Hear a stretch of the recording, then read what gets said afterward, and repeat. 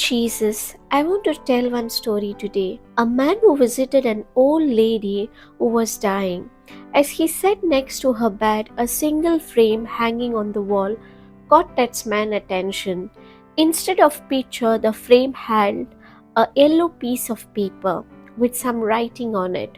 He asked the lady about that piece of paper, and she replied, "Well, I can't read, so I don't know what it says. But a long time ago, I used to work for a very wealthy man who had no family.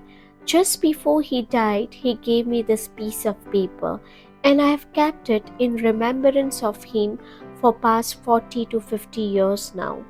The man took a closer look at the frame, hesitant for a moment, then said, "Do you know that this is actually the will and testament of that man? It names you as the sole beneficiary of all his wealth and property." For close to 50 years, that lady had lived in abject poverty, working day and night for one meal for herself. During all this time, she was actually the owner of estate and riches.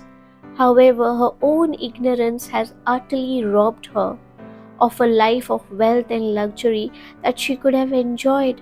It is a sad story, but what is even sadder is that this tragedy is played out every day in the life of a Christian who do not realize the inheritance that Jesus has banqueted them when he gave up his life at the cross. What we need today are not more laws to govern us.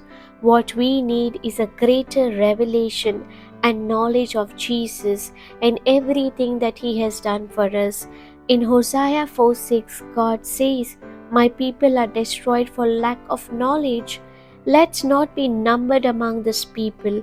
Instead, let us be people who are full of the knowledge of Jesus, His person, His love for us, and His finished work on the cross. Don't allow your ignorance to rob you anymore. Find out all about your covenant rights in Christ today. Find out your identity in Christ today. Amen.